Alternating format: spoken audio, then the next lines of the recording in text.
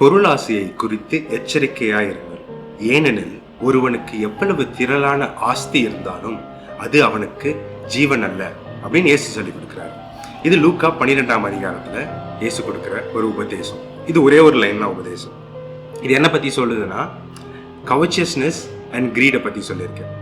இயேசுவோட உபதேசத்தை எப்பவுமே நம்ம பார்க்கும்போது, மலை பிரசங்கத்துல கவனிச்சிருக்கலாம், 10 கட்டளையில இது சொல்லப்பட்டிருக்கு, ஆனா நான் உங்களுக்கு சொல்லுகிறேன் அப்படின்னு சொல்லுவார்.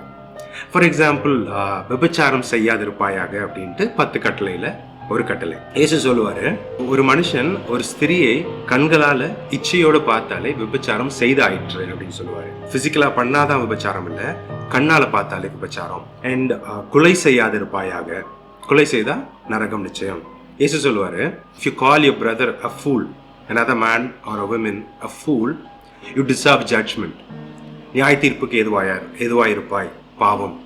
ஸோ இந்த மாதிரி சொல்லிட்டு வர்றாரு. அதே மாதிரி இது ஒரு உபதேசம். God for his own people கட்டளைகள் கொடுக்குறாரு. இது மாதிரி வாழ்ந்தினா நீ என்னோட மக்களா இருப்ப.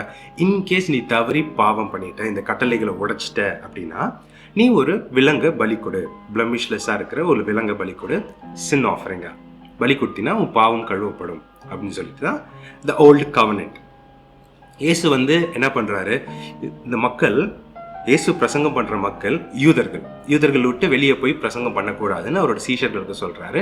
அவரும் வெளியே யாருக்கும் பிரசங்கம் பண்ணல, அதாவது நற்செய்தியை அறிவிக்கல. The gospel of the kingdom of God. அதாவது he did not preach to any of the gentiles. Okay, ஜென்டைல்ஸ்க்கு அற்புதம் கூட பண்ண மாட்டேன்னு சொல்றாரு. I won't even help you. ஒரு லேடி கேட்பாங்க, என் மகளுக்கு கொஞ்சம் உதவி செய்யுங்க, she is not well அப்படின்னு சொல்லி கேட்பாங்க. பிள்ளைகள் சாப்பிட்ற அப்பத்தை எடுத்து நாய்களுக்கு போட முடியாதுன்னு சொல்லுவார். He will refuse, but because of her faith he will consider helping her. Basically இயேசு ஊழியம் பண்ணது யூதர்களுக்கு.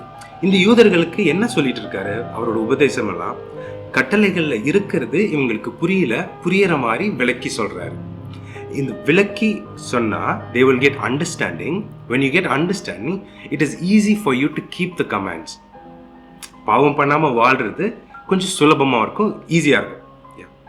அதுக்காக அதே கட்டளைகளை கொஞ்சம் விரிவுபடுத்தி சொல்றாரு. God sent his own image into the world to teach us how to live. அவர் வாழ்ந்ததைப்படி அவர் உபதேசத்தை கை கொண்டு எப்படி வாழணும் அப்படின்னு கத்துக்கிட்டு அப்படி வாழ்ந்து கடவுளை ப்ளீஸ் பண்றதுக்கு இயேசு சொல்லி கொடுத்தார். The image of God.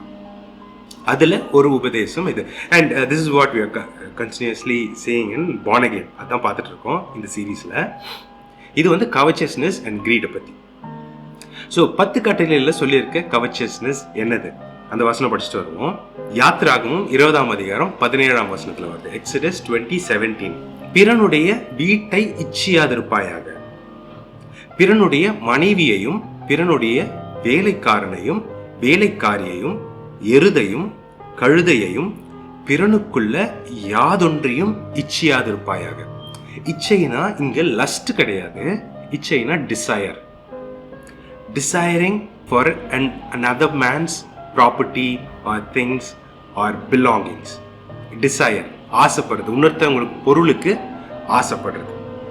பிறனுடைய யாதொன்றையும் இச்சியாதிருப்பாயாக, அதுதான் கட்டளை. இந்த கட்டளை எவ்வளவு பேருக்கு நல்லா புரியுதுன்னு தெரியல. இது கொஞ்சம் டிஃபிகல்ட்டான கட்டளை. இது கொஞ்சம் ஐடென்டிஃபை பண்றது நம்மளுடைய பொது வாழ்க்கை அப்படின்னு நம்ம சொல்றோம்ல, எல்லா கிறிஸ்தவர்களுக்கும் பொது வாழ்க்கைன்னு ஒன்று இருக்குது, ஆவிக்குரிய வாழ்க்கைன்னு ஒன்று இருக்குது அப்படின்னு பிரிச்சிருவாங்க. ஏன் உள்ள என்ன இருக்கோ அதான் வெளியே வரும். ஓகே, ஆவிக்குரிய வாழ்க்கைன்னா உள்ள ஸ்பிரிச்சுவல் லைஃப், உள்ள என்ன இருக்கோ அதுதான் வெளியே வரும். வெளியே ஒரு முகம், உள்ள ஒரு முகம் இருக்க வாய்ப்பில்லை. 2 வாழ்க்கை வாழ முடியாது. அப்படி வாழ்ந்த அதுக்கு பேர் மாய்மாலத்தனம், ஹிப்போக்ரஸி. ஏன் மாய்மாலத்தனம், மாயக்காரத்தனம், வேஷ போடுறது, முகமூடி போடுறது. ஸோ பொது வாழ்க்கைன்னு சொல்லிட்டு இங்கெல்லாம் இப்படிதான் வாழணும், அங்கங்க கொஞ்சம் சின்ன பாவங்கள்லாம் பண்ணணும். இவர் சாலமன் சொல்லியிருக்காரு, முழுசா பரிசுத்தவானா இருக்கக்கூடாது, முழுசா பாவியா இருக்கக்கூடாது, கொஞ்சம் இருக்கணும் அப்படின்லாம் சில தப்பா வசனங்களை எடுத்து கோட் பண்ணுவாங்க. பிரசங்கியில வர 7ஆம் அதிகாரத்துல வருது. அது that's incorrect teaching. Solomon is trying to tell something else about it. Okay, இந்த மாதிரிலாம் சில வசனங்களை செரி பிக் பண்ணி எடுத்து கொஞ்சம் பாதம் பண்ணிக்கணும். அது கொஞ்சம் இப்படி, இங்க கொஞ்சம் இப்படி. சர்ச்சுக்குள்ள ஒரு மாதிரி நடந்துக்குவாங்க, பேசுவாங்க, பழகுவாங்க. சர்ச் விட்டு வெளியே போனா வேற மாதிரி ஆயிடுவாங்க. இவங்களா அது அப்படி தெரியும். ஸோ அதனால் நிறைய பேருக்கு இந்த கவச்சஸ்னஸ்ன்றது சரியாக புரியறதில்ல. இது வந்து பவுலுக்கும் கஷ்டமாக இருந்தது. ரோமரில் படிக்கிறோம், it was the law that showed my sin. I would never have known that coveting is wrong if the law had not said you must not covet. But sin used this command to arouse all kinds of covetous desires within me. If there were no law, sin would not have that power. At one time, I lived without understanding the law. But when I learned the command not to covet, for instance, the power of sin came into my life. கவச்சஸ்னஸ்ன்ற ஒரு பாவம் இருக்கிறதே எனக்கு தெரியாது, கட்டளையை படிக்கிற வரைக்கும், கட்டளையை புரிஞ்சிக்கிற வரைக்கும். அது புரிஞ்சிக்காத வரைக்கும் எனக்கு பிரச்சனை இல்லை. அது எப்போ நான் புரிஞ்சிக்க ஆரம்பிச்சேனோ, நான் என்னுடைய பாவம் எல்லாம் எனக்கு வெளிப்பாடு வந்துருச்சு. வாழ்க்கையில் வாழ்ந்ததெல்லாம் பாவம். சின்ன்ற ஒரு கன்விக்ஷனுக்குள்ளே போயிட்டு எனக்கு the power of sin controlled my life. நான் மரித்தவனாயிட்டேன்.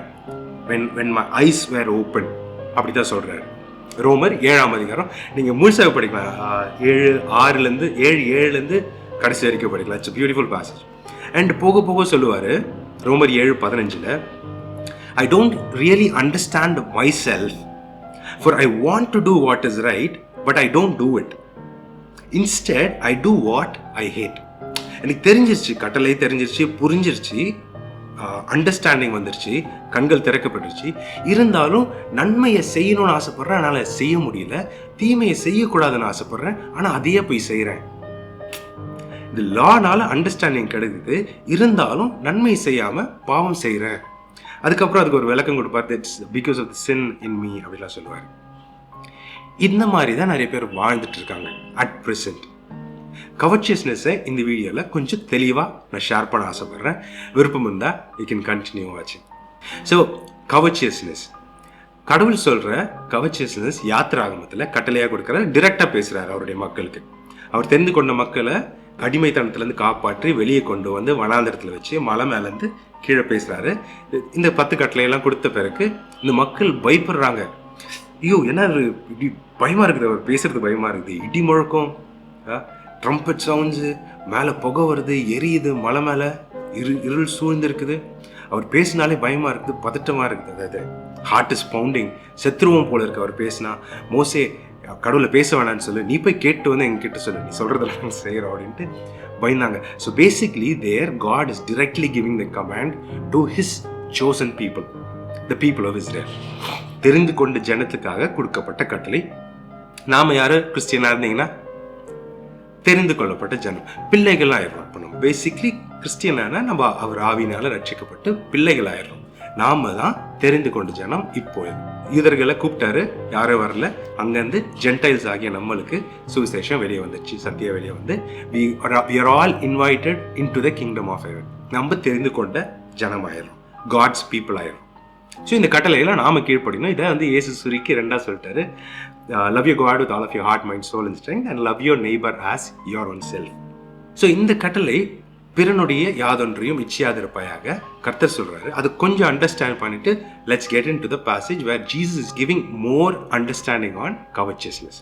ஓகே, பிறனுடைய வீட்டை இச்சையாதிருப்பாயாக, பிறனுடைய மனைவியையும் பிறனுடைய வேலைக்காரனையும் அவனுடைய வேலைக்காரியையும் அவனுடைய எருதையும் அவனுடைய கழுதையையும் பின்னும் பிறனுக்குள்ள யாதொன்றையும் இச்சையாதிருப்பாயாக.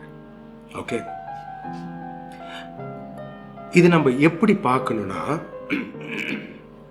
சும்மா கொஞ்சம் இன்ஃபர்மேஷன்ஸ் கொடுக்குறேன், திங்க் பண்ணி பாருங்க. இந்த கவர்ச்சியஸ்னஸ்லாம் நான் பண்ணியிருக்கேன் என் வாழ்க்கையில். மோஸ்ட் ஆஃப் இட், எல்லாம் கிடையாது, மோஸ்ட் ஆஃப் இட். இதெல்லாம் நான் புரிஞ்சுக்கிட்ட பிறகு இதெல்லாம் கவர்ச்சியஸ்னஸ், இதெல்லாம் பண்ணக்கூடாதுன்னு இப்போ தெரிஞ்சு திருந்தி வாழ்ந்துன்னு இருக்கிறேன் கர்த்தருடைய அடிசவுடில். I'm following Jesus Christ, I'm Christian. So இப்போ புரிஞ்சு தெரிஞ்சு நான் வாழ்ந்துட்டு இருக்கேன். உங்களுக்கு தெரியலைன்னா தெரிஞ்சுக்கோங்க. I will give a picturization. சின்ன வயசுலேருந்து நம்ம பார்க்குறோம்.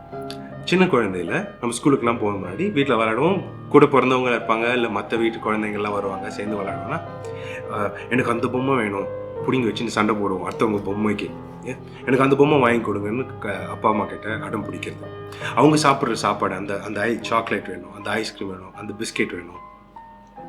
கொஞ்சம் வளர்ந்து ஸ்கூலுக்கு போக ஆரம்பிச்ச பிறகு சின்ன பசங்க kinder garden, 1st 2nd grade அங்கெல்லாம் போகும்போது அந்த மாதிரி எனக்கு பென்சில் பாக்ஸ் வேணும், இந்த மாதிரி பென்சில் வேணும், அந்த மாதிரி எரேசர்ஸ் வேணும், அந்த ஸ்கேல்ஸு, அந்த பேக், அந்த பொம்மை போட்ட பேகு, ஸ்கூபிடூ போட்ட ஸ்டிக்கரு, லேபிள். நோட் புக்ஸில் அப்போல்லாம் லேபிள் ஒட்டும் இப்போலாம் ப்ராக்டிஸ் இருக்கான்னு தெரியல. நோட் புக்ஸுக்கு கவர் போட்டு லேபிள் ஒட்டி அது பேர், கிளாஸ், செக்ஷன் அதெல்லாம் எழுதும். எனக்கு தெரியல இப்போலாம் படுறாங்களா தெரியல. ஸோ அந்த ஸ்டிக்கர்ஸில் அந்த மாதிரி ஸ்டிக்கர்ஸு, சூப்பர்மேன் பொம்மை போட்ட வாட்டர் பாட்டில். முன்னாடிலாம் இந்த 90s கிட்ஸ்க்கெலாம் தெரியும், ஒரு பாட்டில் இருக்கும், மில்டன் ஒரு சம் பிராண்ட் பாட்டில், வாட்டர் பாட்டில், கூலர் மாதிரி. It can hold hot and cold water. அது மேலே ஒரு பசில் இருக்கும், பால்ஸ் உருட்டி உருட்டி உருட்டி உள்ளே கொண்டு போய் சேர்க்கணும். அது பார்த்து ஆசை, எனக்கும் அதே மாதிரி வேணும். இந்த மாதிரிலாம் நான் பண்ணியிருக்கேன், எல்லாருமே பண்ணியிருப்பீங்க, எல்லாருமே பண்ணியிருப்போம். எல்லா குழந்தைங்களும் இது பண்ணி பார்த்துருக்கேன். நான் பண்ணாத குழந்தைங்க எனக்கு தெரியாது. ஓகே, இருந்தீங்க சந்தோஷம், நீங்கள் உங்களை நல்லா வளர்த்துருக்காங்க. ஸோ இந்த மாதிரி வாட்டர் பாட்டில்ஸ் ஆசை. கொஞ்சம் பெருசாகும் போது நம்ம ஒரு 8th கிரேட்லாம் தாண்டி அந்த பியூபர்ட்டி அட்டென்ட் பண்ணுற அந்த ஏஜ்லாம் வரும்போது we start copying mannerisms of other people. And எஜுகேஷனில் காம்படிஷன் இருக்கும், அவங்க ஸ்போர்ட் அத்லெட்டிக்ஸில் பார்ட்டிசிபேட் பண்ணணும், அவங்கள மாதிரி நம்ம மெடல்ஸ் அடிக்கணும், ஸ்கூல் டாப்பராக வரணும், காம்படிஷன் ஃபஸ்ட்டு வரணும், யார் ஃபஸ்ட்டு யார் செகண்டு, யாருக்கு நிறையா தெரியுது, யார் நிறையா ஆன்சர் பண்ணுறாங்க, கை தூக்கி ஆன்சர் பண்ணுறது டீச்சர்ஸ்க்கு, இதெல்லாம் காம்படிஷன். அவனை மாதிரி இவனை மாதிரி இந்த மாதிரி படிக்கணும், அந்த மாதிரி படிக்கணும், வீட்லேயே சொல்லுவாங்க.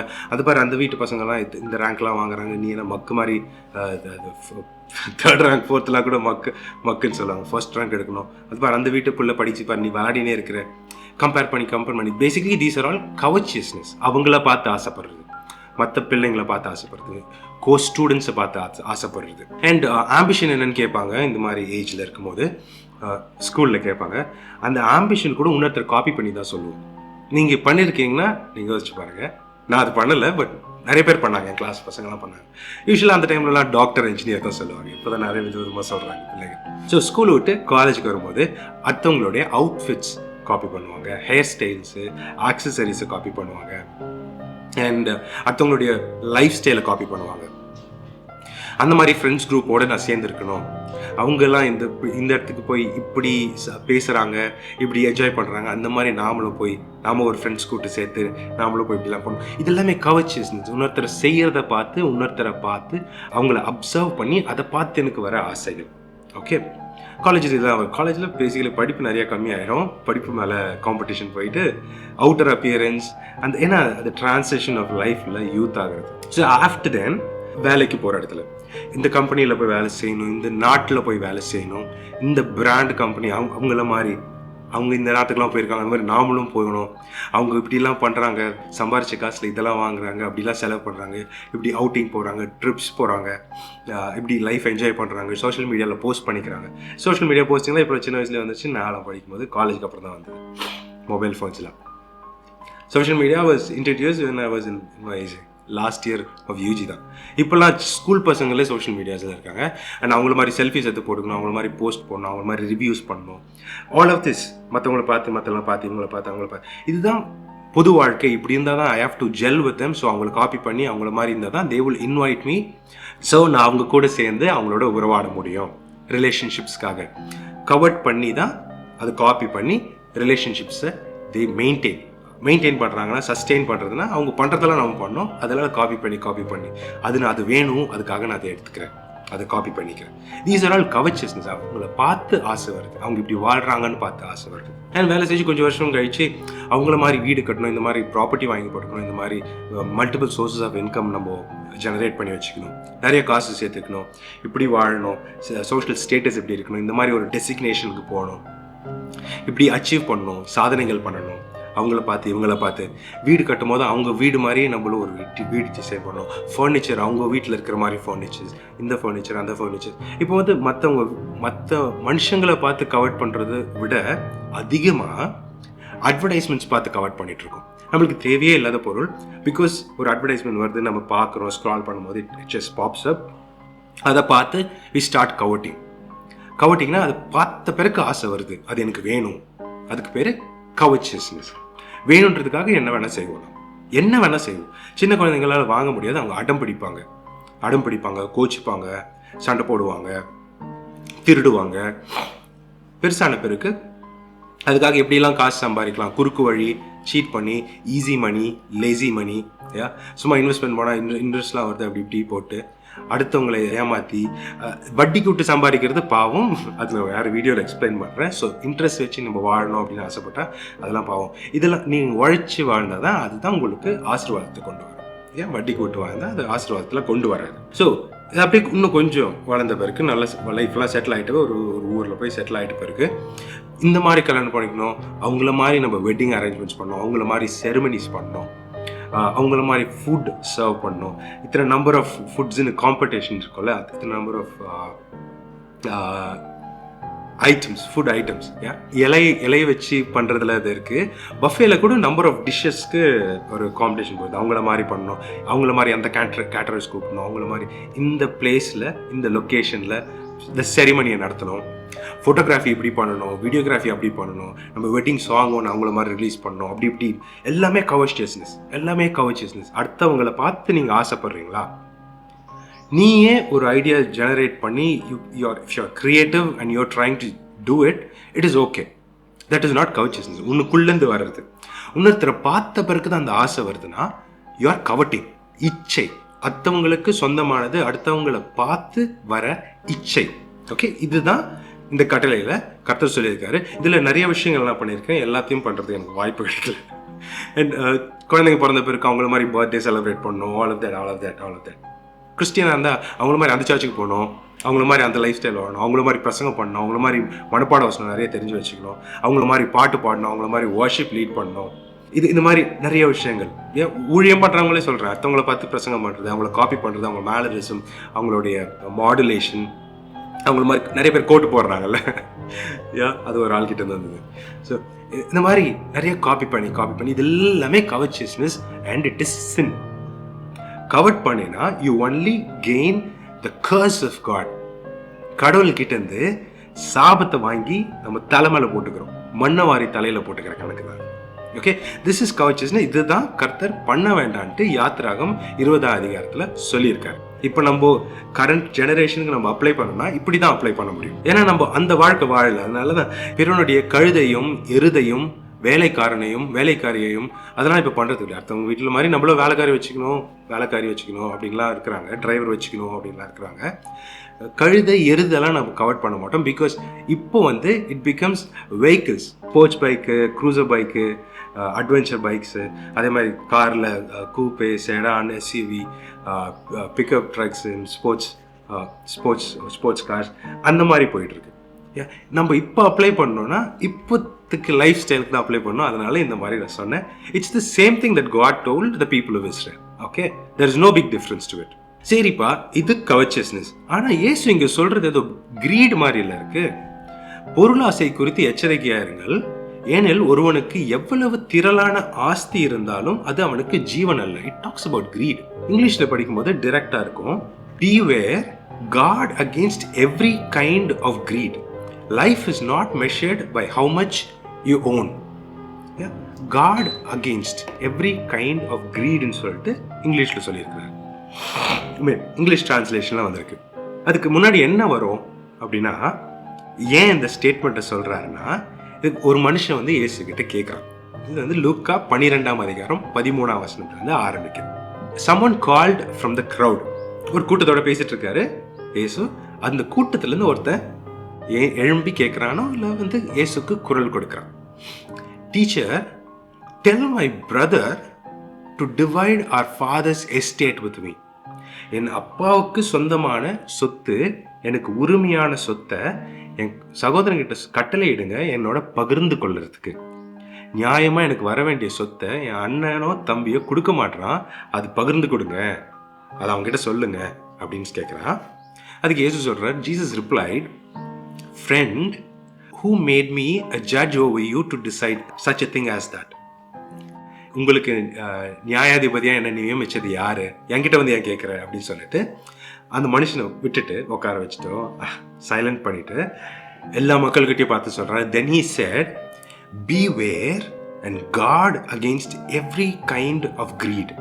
Life is not measured by how much you own. பேராசைப்படாதன்னு சொல்றாரு. Okay, this is not even covetousness but greed. இது நான் ஏன் கவர்ச்சியஸ்னஸோட கனெக்ட் பண்றேன்னா, இது greed and covetousness are both the same. நான் நியூ லிவிங் டிரான்ஸ்லேஷனில் படிச்சுட்ருக்கேன். NKJV or KJV எல்லாம் பார்த்தீங்கன்னா beware and guard against every kind of covetousnessன்னு இருக்கும். இங்கே greedன்னு இருக்குது, அங்கே covetousன்னு இருக்கும். தமிழில் பொருளாசைன்னு சொல்லப்பட்டிருக்கு. பொருளாசைன்னா greed தான். இதை எல்லா மக்களுக்கும் சொல்கிறாரு. அவனுடைய அப்பாவுக்கு சொந்தமான சொத்து, நியாயமா அவனுடைய இன்ஹெரிட்டன்ஸ். அப்பாவுடைய சொத்து எனக்கு வேணுன்றதுக்கு ஆசைப்படுறது ஆத்திரமா, பேராசையா? பேராசைனா ஆத்திரம், அளவுக்கு அதிகமாக ஆசைப்படுறது. அது பண்ணாதுன்னு சொல்லிட்டு இயேசு ஒரு கதை சொல்றாரு. அந்த கதையை படிச்சோன்னா இது கொஞ்சம் நல்லா புரியும். கவனிச்சு பாருங்க. Then Jesus told them a story. A rich man had a fertile farm that produced fine crops. ஒரு நல்ல விளைச்சல் தர செழிப்பான ஒரு நிலம் இருந்தது ஒரு பணக்காரனுக்கு. He said to himself, what should I do? I don't have enough rooms for all my crops. Then he said, I know. I'll tear down my barns and build bigger ones. Then I will have room enough to store all my wheat and other goods. And I will sit back and say to myself, my friend, you have enough stored away for years to come. Now take it easy, eat, drink, and be merry. But God said to him, you fool, you will die this very night. Then who will get everything you worked for? அந்த பணக்காரன் நிறைய நிறைய நிறைய விளைச்சல் வந்துனே இருக்கு, எல்லாத்தையும் சேர்த்து வைக்கணுமே, இடம் பத்த மாட்டுது, என்ன பண்ணுறது? ஓகே, இருக்கிறதெல்லாம் இடிச்சிட்டு இன்னும் கொஞ்சம் பெருசாக கட்டு எல்லாத்தையும் வாரி வாரி வாரி வாரி சேர்த்து வச்சுக்கலாம். சேர்த்து வச்சுட்டு அவன் சொல்கிறான், ஓகே நிறைய சேர்த்து வச்சுட்டேன், இனிமேல் பல வருஷத்துக்கு நான் சும்மா உட்காந்து தின்னுவேன் அப்படின்னு சும்மா சந்தோஷமாக சொல்கிறான். I will eat, drink and be merry. கடவுள் சொல்ற, ஏய் முட்டாளே, நீ இன்னைக்கு ராத்திரி செத்துருவடா, இன்னைக்கு ராத்திரி நீ சாவ போற, நீ செத்துருவ, நீ நாளைக்கு காலை நீ இவ்வளோ கஷ்டப்பட்டு சேர்த்து வச்சதெல்லாம் எவன் அனுபவிப்பான் அப்படின்னு கர்த்தர் கேட்குறாரு. அப்படின்ற அந்த பேரபிளை முடிச்சுட்டு இயேசு மாரல் ஆஃப் த ஸ்டோரி ஒன்று சொல்றாரு. Yes, a person is a fool to store up earthly wealth but not have a rich relationship with God. இது அவனுக்கு சொந்தமான நிலம் இல்லை, அவனுடைய ஃபெர்டைல் லேண்ட், அவன் ஒரு பணக்காரன், அவனுக்கு சொந்தமான ப்ராப்பர்ட்டி, நல்ல செழிப்பான ப்ராப்பர்ட்டி, அதில் வர அறுவடையை அவன் சேர்த்து வச்சுக்கிறான். அது எப்படி முட்டாள்தனமாகும்? பேரபிளில் இயேசு சொல்கிறாரு, God is calling that man you fool. And கன்க்ளூஷனுக்கு இயேசு சொல்கிறாரு, இது NLTயில் மட்டும்தான் ஃபூல்னு இருக்கும், KJVலாம் இருக்காது. A person is a fool to store up earthly wealth. உலக பொருளை சேர்த்து வைக்கிறவன் ஒரு முட்டாளு. கிரீடை பற்றி சொல்லிட்டு இது சொல்கிறாரு, இது இவனுக்கு சொந்தமானது தானே, என்னுடைய ப்ராப்பர்ட்டிலேருந்து வர அறுவடையை நான் சேர்த்து வச்சுக்கிட்டா நான் ஆத்திரக்காரனா, பேராசக்காரனா? நீங்கள் இல்லைன்னு தானே சொல்லுவீங்க. ஜென்ரலாக யாராக இருந்தாலும் இல்லைன்னு தான் சொல்லுவாங்க இல்லையா? இது எப்படி கிரீட் ஆகும் அப்படின்னா, there is another command that God gives to his people. அது இந்த மக்களுக்கு புரிஞ்சில்லை. யூதர்கள்கிட்ட பேசுகிறாரு. இப்போ இது நம்மளுக்கு பொருந்தும். யூதர்கிட்ட பேசிட்டு இருக்காரு. இந்த மக்களுக்கு கடவுள் கொடுத்த அந்த கட்டளை புரியல. அதை நான் படிச்சு காட்டுறேன் பாருங்க. இதுக்கு ஈஸியான விளக்கம் நீங்க எனக்கு சொல்லுவீங்க. நீங்க யாருன்னு தெரியாது, யூடியூப்ல பேசிட்டு இருக்கேன். But you will get an understanding of what it actually means. நான் லெவிட்டிகஸ், லேவியராகமும் 19ஆம் அதிகாரம் 9-10 படிக்கணும். நான் இங்கிலீஷ்ல படிக்கிறேன். எனக்கு தமிழ் கொஞ்சம் வீக்பா. தமிழ் படிக்கிறதுல எனக்கு கொஞ்சம் வீக், கொஞ்சம் கஷ்டம், படிக்க வராது சரியா. அதனால இங்கிலீஷில் படிக்கிறேன். Leviticus 19:9 and 10. When you harvest the crops of your land, when you harvest the crops of your own land, do not harvest the grain along the edges of your field. Do not harvest the grains along the edges of the field. And do not pick up what the harvest is drop. It is the same with the grape crop. Do not strip every last bunch of grapes from the vine. Do not pick up the grapes that fall to the ground. Leave them for the poor and the foreigners living among you. என்ன சொல்லப்படுது? உன் நிலத்துல நீ அறுவடை பண்ணும்போது ஓரமா இருக்கிறதெல்லாம் அறுவடை பண்ணாத, அப்படியே விட்டுடு, வெட்டவே வெட்டாத. நடுவில் இருக்கிறது மட்டும் நீ அறுத்துக்கோ, ஓரத்தில் இருக்கிறதெல்லாம் விட்டுடு. அண்ட் நீ அறுவடை பண்ணும்போது சிந்துதல்ல. ஃபார் எக்ஸாம்பிள், இன்கேஸ் இது உங்களுக்கு புரியலைன்னா, இது எனக்கு அப்பா சொல்லி எனக்கு தெரியும், நானும் பார்த்தது கிடையாது, எனக்கு இப்போ புரியுது. நான் ஐ வாண்ட் டு ஷேர். ஒரு விதையை போட்டால் அது மினிமம் 30-100 வரைக்கும் பலன் கொடுக்கும். ஒரு விதையிலேருந்து 30-100 விதைகள் வரும். விதைகள் தான். நெல் இல்லை வீட் எல்லாம் போடுற மாதிரி இமேஜின் பண்ணிக்கோங்க. ஒரு விதையிலேருந்து ஒரு ஸ்ட்ராண்ட் ஆஃப் கிராஸ் வரும், ஒரு ஸ்டெம்னு சொல்லலாம், but it basically it is cross. அது அதில் கொத்தா விதைகள் வரும், காய்க்கும். கொத்தா காய்க்கும். மினிமம் 30 to 100 வரைக்கும் வரும் ஒரு விதையில. இப்போ அறுவடை பண்ணும்போது எல்லாத்தையும் பஞ்சாக சேர்த்து வச்சு வெட்டி எடுத்து வைப்பாங்க. பஞ்சாக சேர்த்து வெட்டி எடுத்து கட்டி வைப்பாங்க. அதுக்கு அங்கே இங்கே தூக்கி போடுவாங்க அந்த நிலத்துக்குள்ள. காஞ்சி போன பிறகு தான் அதெல்லாம் அறுவடை பண்ணுவாங்க. காஞ்சி போனால் அது உதிர ஆரம்பிச்சிடும். ஓகே, வெட்டி எடுக்கும் போது நிறைய அங்கே நிலத்திலே செதறிடும். அதெல்லாம் பொறுக்காத. ஓகே, அதெல்லாம் பொறுக்காத. ஏன் இதை பண்ணாத அப்படின்னா, இந்த ஓரமாக இருக்குதுல்ல, ஓரமாக விட்டு வச்சிருக்க பத்தியா அறுவடை பண்ணாமல், அதெல்லாம் உன் நாட்டில் வாழ்கிற ஏழைகளுக்கும் வெளிநாட்டுக்காரர்களுக்கும், தமிழில் அழகாக வரும், எளியவனுக்கும் பரதேசிக்கும் விட்டுவிட வேண்டும். பரதேசின்னு நம்ம கெட்ட வார்த்தை சொல்லுவோம்ல, போடா பரதேசி அப்படின்னு சொன்னால் கெட்ட வார்த்தை நினைப்போம்ல. இப்போ அந்த மாதிரி ஆயிடுச்சு language. But it is not கெட்ட வார்த்தை. பரதேசினா ஃபாரினர், பரதேசத்தார். இப்போ நம்ம வெளிநாட்டுக்காரங்க நம்ம ஊருக்கு வந்தாங்கன்னா அவன்லாம் பரதேசி. இப்போ நார்த் இந்தியன்ஸ் சவுத் இந்தியாவுக்கு வந்தாங்கன்னா பரதேசி. சவுத் இந்தியன்ஸ் நார்த் இந்தியாவுக்கு போனால் அவங்களாம் பரதேசி. பேசிக்லி நாட்டுக்கு நாடு தான் பரதேசின்னு சொல்லுவாங்க. நம்ம ஸ்டேட்டுக்கும் சொல்லிக்கலாம். பேசிக்கலி தமிழ்நாடு தனிதான். Basically every state is independent மாதிரி தான் இருக்குது இந்தியாவில். சொல்லிக்கலாம் இதெல்லாம் பரதேசி. அவங்களுக்கு விட்டுட்டு வெளியூர்லேருந்து வெளிநாட்டிலேருந்து நம்ம இடத்துல வாழ்ந்துட்டு இருக்காங்கல்ல அவங்க ஏன்னா வெளிநாட்டுக்காரனுக்கு உள்ளூரில் நிலம் கொடுக்க மாட்டாங்க.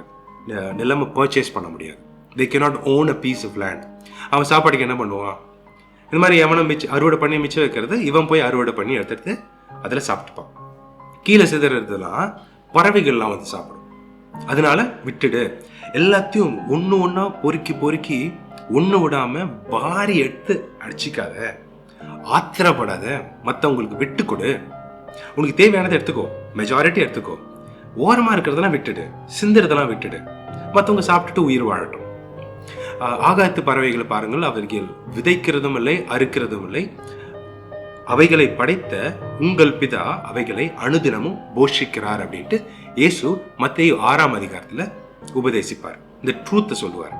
எப்படி போஷிப்பாரு? இந்த மாதிரி நம்ம விட்டு வைப்போம் அறுவடை பண்ணி, அது அந்த பறவைகளுக்கு கடவுள் வழி நடத்தி அந்த பறவைகளை அந்த போய் சாப்பிட வைப்பார். கடவுள் பறவைகளுக்கு சாப்பாடு கொடுக்கறதுக்காக நாமளை அறுவடை பண்ணும்போது கீழே சிந்துறதை விட்டுடுங்கன்னு சொல்றாரு.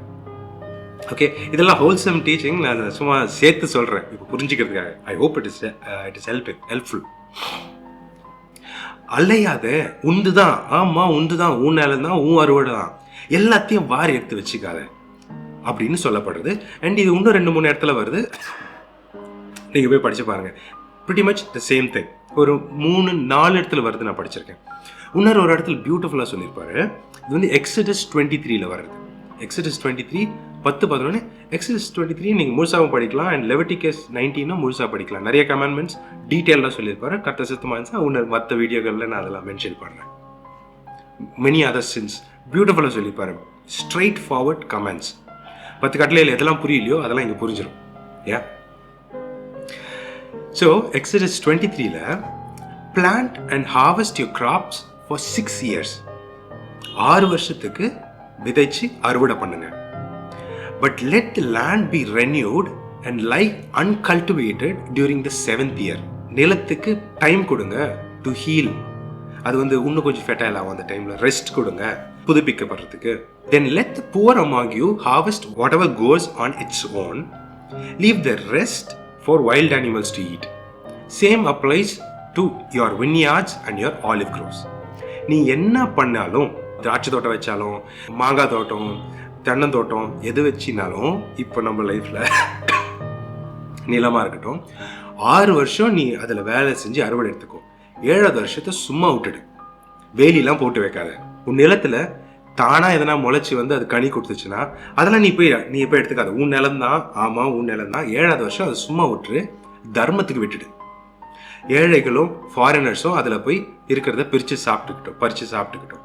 அவங்க விட்டு வைக்கிற மிச்ச மீதிய வைல்ட் அனிமல்ஸ், மிருகம், பறவைகள், இதுங்கெல்லாம் சாப்பிட்டுக்கிட்டோம். விட்டுடு. 7வது வருஷம் அதுக்கு ரெஸ்ட் கொடுத்துரு. ஆத்திரப்பட்டு எல்லாத்தையும் பாரி நீயே தின்னுக்காத அப்படின்னு. இது கிரீடை பத்தி சொல்லல, கடவுள் அவங்களுக்கு ஒரு நல்ல ஒழுக்கத்தை சொல்லி கொடுக்கிறார். இது வந்து தெரிந்து கொண்ட ஜனமாகி இஸ்ரவேல் மக்களுக்கு எக்ஸடஸ்ல 23ஆம் அதிகாரத்துல சொல்லப்பட்டிருக்கு. இப்போ நாம தெரிஞ்சு கொண்ட ஜனமானால இது நாம கடைபிடிக்கணும். எல்லாத்தையும் வாரி எடுத்து தின்னக்கூடாது. சீசன் வந்துச்சுன்னா மரத்துல இருந்து, இப்போ எங்க வீட்டுல மாங்காய் காய்க்கும், நிறைய காய்க்கும், 2 கூடலாம் காய்க்கும் ஒரே மரத்துல. எடுக்கும்போது கொஞ்சம் மிச்சம் வச்சிருவாங்க குரங்கு அணிலாம் சாப்பிட்றதுக்கு. அது ஒரு நல்ல பழக்கம். இது நீங்க எங்க வீட்டுல பண்றாங்கன்னு நான் சொல்லல, எக்ஸாம்பிளுக்காக நான் சொல்றேன். எல்லாத்தையும் வாரி எடுத்து தின்னக்கூடாது. இந்த கம்யூனிட்டியில, நம்ம ஒரு கம்யூனிட்டியில வாழ்றோம்னா அங்கே காக்காக்கெல்லாம் சாப்பாடு கிடையாது, குரங்குக்கெல்லாம் சாப்பாடு கிடையாது, அணில், சின்ன சின்ன பறவைகள் நிறைய, சிட்டுக்குருவிஸ்லாம் நிறைய வரும். நம்ம அவங்களுக்கு சாப்பாடு போடணும்னு இல்லை, மிச்ச மீதியை விட்டுட்டா அதுவே சாப்பிட்டுக்கும். ஏன்னா அங்கதான் வாழ்ந்துட்டு இருக்கு, அந்த ஏரியாவில் வாழ்ந்துட்டு இருக்கு. அதுக்கு யார் சாப்பாடு போடுவா? கடவுள் சாப்பாடு போடணும். அவரோட பிள்ளைகள் நாம எதனா மிச்ச மீதி வச்சோம்னா அது சாப்பிடும். வீட்டில் வேண்டான்றதை தூக்கி போடுறோம்ல, வீட்டில் வெளியே நாய்களுக்கு போடுறோம்ல, அந்த மாதிரி மரத்தில் சிலதெல்லாம் விட்டுருங்க. எல்லாத்தையும் அறுத்து பிரித்து ஏற்றுறாங்க. எல்லாத்தையும் ஆத்திரப்பட்டு எல்லாத்தையும் வாரி தின்றதுக்கு, இல்லை எடுத்துன்னு போய் கடையில் விற்று காசு ஆக்கிறதுக்கு அலையாதீங்க அப்படின்ற கட்டளை இது கர்த்தர் கொடுக்கறது யாத்ராங்கமத்தில் இஸ்ரேல் மக்களுக்கு, இப்போ நமக்கு போகிறது, கிறிஸ்தவர்களுக்கு போகிறது. So this is greed. இந்த கிரீடை தான் இயேசு அவன் பண்ணனால, டேய் முட்டாளே, ஆத்திரப்பட்டு வாரி எல்லாத்தையும் சேர்த்து வச்சல, இன்னைக்கு நீ சாவுற, இன்னைக்கு ஒரு சாவு வருது, அப்புறம் நீ வாய்ச்சதெல்லாம் எவன் எடுத்து சாப்பிடுவான்? மதிக்கேடனே, முட்டாளே அப்படின்னு சொல்லிட்டு இயேசு அந்த பேரபிள்லே சொல்றாரு. அதுக்கப்புறம் அவரும் சொல்றாரு, இதை விட important having a rich relationship with God. that's an additional thought. இங்க அது எக்ஸ்பிளைனும் பண்ணல. அவர் எக்ஸ்பிளைன் பண்ணுறதுனா ப்ராப்ளம் மேக் அதர் வீடியோ, அதுக்கு ரிலேட்டிவான ஒரு வேர்ஸ் டீச்சிங் இருக்கும்போது அதை நான் எக்ஸ்பிளைன் பண்ணுறேன். Having relationship with God. இப்போ நான் கொஞ்சம் லைட்டாக சொல்கிறேன், ஏன், பிகாஸ் வி ஆர் ஹியர். ஏசு முன்னாடி சொன்னார், beware guard against every kind of greed. Life is not measured by how much you own. இப்போ நம்மளுடைய வாழ்க்கையில், இப்போ நம்ம வாழ்ந்துட்டு இருக்க இந்த எரால, your life is measured by how much you own தானே. ஆமாம், இல்லை எவ்வளோ பேங்க் பேலன்ஸ் இருக்குது, சொந்த வீடு இருக்கா, வாடகை வீடு இருக்கா, வீட்டில் கார் இருக்கா, பைக் இருக்கா, இந்த கம்பெனியில் வேலை சரி, எவ்வளோ சம்பளம் வருது, எவ்வளோ சேவிங்ஸ் இருக்குது, எவ்வளோ மந்த்லி இன்கம் எவ்வளோ சேவிங்ஸ் எவ்வளோ லோன் அவுட்ஸ்டாண்டிங் இருக்குது. இதை வச்சு தான் நம்ம லைஃப் மெஷர் பண்ணுறோம். இது நீங்கள் இல்லைன்னு சொல்கிறீங்கன்னு வச்சுக்கோங்களேன். கல்யாணம் அப்படின்ற ஒரு விஷயம் வருது. கல்யாணம் பண்ணிக்கும் போது, கொடுக்கும் போது, எடுத்துக்கும் போது, வீட்டில் விட்டு போயிடுது, அவங்க பாக்கெட்டில் எவ்வளோ இருக்குது, அவங்களோட லைஃப் ஸ்டைலை மணி வச்சு மெஷர் பண்ணுவோம். எவ்வளோ படிச்சிருக்காங்கன்னா அந்த படித்ததை வச்சு எவ்வளோ சம்பாதிக்க முடியும். So everything is measured by how much wealth you have. Life is measured by that. இது வந்து உலகத்துடைய மெஷர். கிறிஸ்டியானிட்டியில் இயேசு பின்னாடி போகிறவங்க, கடவுளோட பாதச்சோடியில் வாழ்கிறவங்க, their life is measured by righteousness, holiness, faithfulness to God, truthfulness to God. எவ்வளோ உண்மையாக இருக்காங்க, எவ்வளோ பரிசுத்தமாக இருக்காங்க, அதை வச்சு தான் லைஃப் இஸ் மெஷர். ஏன்னா life at one day you will go stand before the king. நியாய தீர்ப்பு, வெள்ளை சிங்காசன நியாய தீர்ப்பு அங்கங்கே சொல்லி கேள்விப்பட்டிருப்பீங்க, ரெவலேஷனில் வர்றது. எல்லாருமே ஒரு தடவை மரிப்பதும் மறுதரம் நியாய தீர்ப்பும். We will all stand before the king on the day of judgment. அன்னைக்கு 2 விதமான ட்ரீட்மெண்ட் இருக்கும். வா மகளே, வா மகளே, வா வா மகனே, வா, எல்லாம் வாங்க, நான் உங்களுக்காக காத்துட்டு இருந்தேன். I was longing to see you. வாங்க வாங்க, வீட்டுக்குள்ள போங்க, உங்களுக்காக வழி மேலே விழி வைத்து காத்துட்டு இருக்கேன், நான் ஏங்கி தவிச்சிட்டு இருக்கேன். I will not drink new wine until I see you in heaven, until I drink it new with you. அதுக்காக ராஜா காத்துட்டு இருக்கேன்னு சொல்லிட்டு போனார். இயேசு சொல்லுவாரு, ஏன் அவர் வெயிட் பண்ணிட்டு இருக்காரு. அந்த மாதிரி ஜனமா நீங்க? அவரு ஆசையா வா வா வா வான்னு கட்டி அரவணைச்சு வீட்டுக்குள்ள வான்னு சொல்லுவாரா? இல்ல நாய் மாதிரி வாழ்ந்துட்டு, வெளியே பண்ணியும் நாய் மாதிரியும் வாழ்ந்துட்டு, நன்றி கெட்டத்தனமா வாழ்ந்துட்டு, ஒருத்தர் அடிச்சு போட்டி போறாம, சகோதரனை நேசிக்க தெரியாம, பிறனை நேசிக்க தெரியாம, கர்த்தருக்கு கீழ்ப்படி தெரியாம, பேசிக்க மாதிரி வாழ்ந்துட்டு என் முன்னாடி வந்து நிக்கிறிய, வெக்கமே இல்லாம போ நரகத்துக்கு, கெட் அவுட் அப்படின்னு சொல்லுவாரா? 2 விதமான ட்ரீட்மெண்ட் இருக்கும். இந்த 2 ட்ரீட்மெண்ட்டில் நீங்கள் எந்த ட்ரீட்மெண்ட்டில் வருவீங்க? How is your life measure? இந்த அரவணைச்சு வீட்டுக்குள்ளே சேர்க்குறாருல, இவங்கெல்லாம் பரிசுத்தத்தை நாடுறவங்க, சத்தியத்தை தேடுறவங்க, வெளிச்சத்தில் நடக்கிறவங்க. இந்த துப்பி தூரத்துக்கு போடுறாருல, இவங்கெல்லாம் பாவத்தை நேசிக்கிறவங்க. உலக வாழ்க்கை, அவங்களோட life is measured by how much they own. The world offers only craving for physical pleasures, cravings for everything we see, pride in our achievements and possessions. எவ்வளோ படிச்சிருக்கோம், எவ்வளோ பெரிய மண்டை, எனக்கு எவ்வளோ தெரியும் தெரியுமா, என்கிட்ட எவ்வளோ என்னென்ன பொருட்கள் இருக்கு தெரியுமா, என்னென்ன சொத்து வச்சிருக்க தெரியுமா, நான் எந்த இடத்துல வேலை செய்யறது தெரியுமா, நான் எங்கே படிச்சது தெரியுமா, எனக்கு சம்பளம் எவ்வளோ தெரியுமா, என் மனைவி யார் தெரியுமா, என் கணவன் யார் தெரியுமா, என் அப்பா யார் தெரியுமா. இப்படி தான் உலகம் மெஷர் பண்ணுது. நீயெல்லாம் துப்பி நரகத்துக்கு தான் தூக்கி போடுவார். ஆனால் ரைச்சியஸ்னஸ் கடவுளோட அடிச்சோடுகளை ஃபாலோ பண்ணி இயேசுக்கு கீழ்ப்படிஞ்சு வாழ்றாங்க பார்த்தீங்களா, அரவணைச்சு வீட்டுக்கு கொண்டு போவார், ஹெவனுக்கு போவாங்க.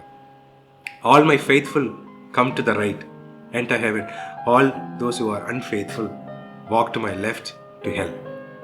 இது வந்து மற்ற 24 25 வரும். நான் பசியாக இருந்தேன், நீ எனக்கு சாப்பாடு கொடுத்த. நான் துணி இல்லாமல் இருந்தேன், எனக்கு துணி கொடுத்த. நான் தாகமாக இருந்தேன், எனக்கு தண்ணி கொடுத்த. நான் பிணியாளியா, நான் நோயாளியாக இருந்தேன், நீ என்னை பார்த்த. நான் சிறையில் இருந்து நீ என்னை வந்து பார்த்த. நீ வா வீட்டுக்குள்ள வா, come home, you loved me. நாங்கள் எப்போ கடவுளை பண்ணோம், நாங்கள் எப்போ உங்களுக்கு சாப்பாடு கொடுத்து, நீங்கள் எப்போ பசியாக இருந்தீங்க, தாகமாக இருந்தீங்க, துணி இல்லாமல் இருந்தீங்க அப்படின்னு கேட்பாங்க. உன் சகோதரன் ஒருத்தருக்கு நீ எதை செய்கிறியோ அது நீ எனக்கே செய்தாய். பிறனுக்கு என்ன செய்கிறியோ நீ அது எனக்கே செய்தாய். எளியவனுக்கு என்ன செய்கிறியோ அது எனக்கே செய்தாய். நீ வா. உனக்கு புரியலன்னா பரவாயில்ல, நான் சொன்னது கீழ்ப்படிஞ்சு வாழ்ந்தல, இதெல்லாம் நீ பண்ண, நீ எனக்கு தான் பண்ண. நீ you did it all for me, I love you, come home. இன்னொரு கூட்டம், நான் பசியாக இருந்தால் நீ சாப்பாடு கொடுக்கல, தாகமாக இருந்தால் தண்ணி கொடுக்கல, அம்மனமாக இருந்தால் துணி கொடுக்கல, ஸ்ட்ரேஞ்சராக இருந்தால் வீட்டுக்குள்ளே சேர்த்துக்கல, சிக்காக இருந்த ப்ரிசனில் இருந்தால் நீ என்ன பார்க்கவே இல்லை. Get out. உன்னை பார்க்க விருப்பம் இல்லை, தூரப்போ, நரகத்துக்கு போ, கோ டு மை லெஃப்ட்.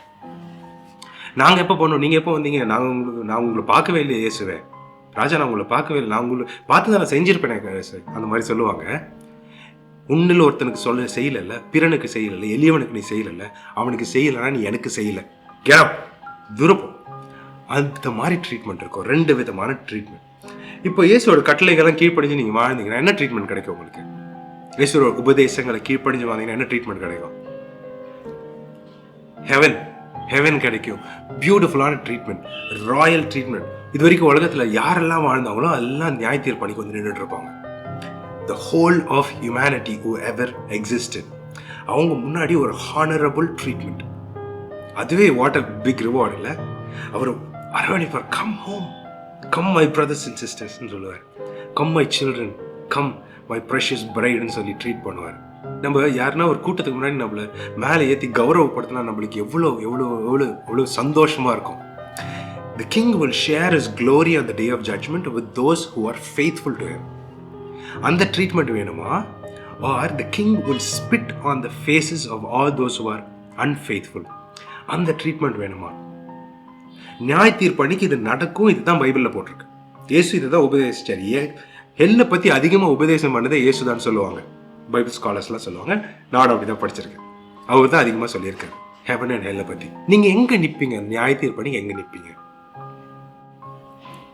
இன்னைக்கு டிசைட் பண்ணுங்க. which way you want to choose. அகல பாதையா, குறுகிய பாதையா? குறுகிய பாதம் கஷ்டம்தான். இயேசுவோட உபதேசம்லாம் not very easy. I can understand. Covet பண்ணாமல் இருக்குது அந்த ஆசை இந்த ஆசை. It's difficult to live with it. ஆனால் இன்கேஸ் அந்த மாதிரிலாம் ஆசை வருதுன்னா ப்ரேயரில் வைக்கலாம்ல. அப்பா, எனக்கு இதெல்லாம் கொஞ்சம் பார்த்தா எனக்கு கொஞ்சம் டெம்ப்ட் ஆகுது, ஆசையாக இருக்குது, கொஞ்சம் ருசிக்க விடுங்களேன் அப்படின்னு ப்ரேயரில் வைக்கலாம். எனக்கு இப்போ பண்ணக்கூடாது, I understand, I agree. Cover பண்ணக்கூடாது, எனக்கு புரியுது. ஆனால் எப்பயாச்சும் ஒரு நாள் நான் தகுதியாக இருக்கும்போது எனக்கு ருசிக்க விடுங்கன்னா ருசிக்க விடுவார். நீ கவர் பண்ண தேவையில்லை, அது உன்கிட்ட வரும், தன்னால் வந்து சேரும், அது உனக்கு கிடைக்கும். அப்போ நீ அனுபவிச்சுக்கலாம். நீ அதை தேடி போவாத, மேலே சொல்லு, அவர் உனக்கு அனுப்புவார். எங்கேருந்துனா அனுப்பிடுவார். நீ அதை தேடி போவாத. தேடி போனீங்கன்னா நீ பாவம் பண்ணுவ. அது உன்னை தேடி வந்துச்சுன்னா நீ அனுபவிச்சுக்கலாம். கவர் பண்ணாதீங்க. அதுக்கு பதில் ஜெபம் பண்ணுங்க. எங்களை சோதனைக்குள் உட்பட பண்ணாமல் தீமையிலிருந்து எங்களை ரட்சித்துக் கொள்ளும்ட்டு இயேசு ஒரு ஜெபத்தை சொல்லி கொடுக்குறாரு. பரமண்டத்தில் இருக்கிற பிதாவே நாம் பரிசுத்தப்படுவதாக அதை சொல்லிட்டு வரும்போது, எங்களை சோதனைக்குள் உட்பட பண்ணாமல் தீமையிலிருந்து எங்களை ரட்சித்துக் கொள்ளும். Lead me not into temptation but deliver as from the evil. இந்த மாதிரிலாம் ஆசை வருது, டெம்ட் ஆகுது, ஹெல்ப் மீ அப்படின்னு சொல்லி கேளுங்க. ஆசை இருக்குன்னா அந்த ஆசையை கண்டிப்பாக, if there is a desire in your heart, your father will feed you. Wait until your father gives to you. ஆத்திரப்பட்டு நீங்களே போய் அலைஞ்சு எடுத்துக்காதீங்க. அதுக்காக பாவம் பண்ண வேண்டியிருக்கும், திருட வேண்டியிருக்கும், ஏமாற்ற வேண்டியிருக்கும், பொய் சொல்ல வேண்டியிருக்கும், கொலை பண்ண வேண்டியிருக்கும், விபச்சாரம் பண்ண வேண்டியிருக்கும், தாய் தகப்பனை கனவீனம் பண்ண வேண்டியிருக்கும், கடவுளின் நாமத்தை வீணில் வழங்க வேண்டியிருக்கும், பணத்தாசை பிடிச்சி அலைய வேண்டியிருக்கும், பிச்சை எடுக்க வேண்டியிருக்கும், அவமானப்பட வேண்டியிருக்கும். எல்லா அசிங்கமும் கிடைக்கும் நீ தேடி போனீங்கன்னா. அவரே கொடுப்பாரு, அதுக்காக காத்துருங்க. Okay, I hope you understood. Video ரொம்ப நீளமாக போயிடுச்சு. அந்த வசனத்தை, த மெயின் கீ வசனத்தை ஒன்று தடவை படிச்சுட்டு அவள் எண்ட் சாரி ரொம்ப லாங்காக போயிடுச்சு. ஐ டென்ட் எக்ஸ்பெக்ட் திஸ். உங்களுக்கு எதனா தெளிவாக இல்லை, உங்களுக்கு இன்னும் கொஞ்சம் கிளாரிட்டி வேணும்னா கமெண்ட் பண்ணுங்கள். I will surely read almost every comment and I will respond to you. In case என்னை காண்டாக்ட் பண்ணோம் அப்படின்னா நீங்கள் இன்ஸ்டாகிராமோட லிங்க் இருக்கும், யூடியூப் அபவுட் செக்ஷனில் இன்ஸ்டாகிராமோட லிங்க் இருக்கும். அது மூலமாக நீங்கள் மெசேஜ் பண்ணலாம், இல்லாட்டி அதில் கால் பண்ணி கூட பேசலாம். வீடியோ கால் கூட பண்ணலாம்னு நினைக்கிறேன் இன்ஸ்டாகிராமில். ஸோ கம்யூனிகேஷனுக்காக நான் வச்சுருக்கேன். நம்பர் வேணுன்னா கொடுக்குறேன், பட் நம்பர் நிறைய பேர் மிஸ்யூஸ் பண்ணுறாங்க நம்பர்ஸ். நம்பர் ஷேர் பண்ணலாம். இன்ஸ்டாகிராம் மூலமாக நீங்கள் எனக்கு டெக்ஸ்ட் பண்ணலாம், இல்லாட்டி கால் பண்ணலாம். I will help you out. பொருளாசையை குறித்து எச்சரிக்கையாயிருங்கள். ஏனெனில் ஒருவனுக்கு எவ்வளவு திரளான ஆஸ்தி இருந்தாலும் அது அவனுக்கு ஜீவன் அல்ல. இது இயேசுவோட உபதேசம். Try to keep it. I hope you understood. That's the end of this episode. In case நீங்கள் ஃபாலோ பண்ணணும்னு நினச்சிங்கன்னா மேலே இருக்க லிங்க்கில் ஃபாலோ பண்ணலாம், அண்ட் கீழே இருக்க லிங்க்கில் மற்ற எபிசோட்ஸ் ஆஃப் திஸ் சீரீஸ் போய் பார்க்கலாம். May the Lord God give you more understanding and covetousness and greed. In Jesus' name, Amen. See you.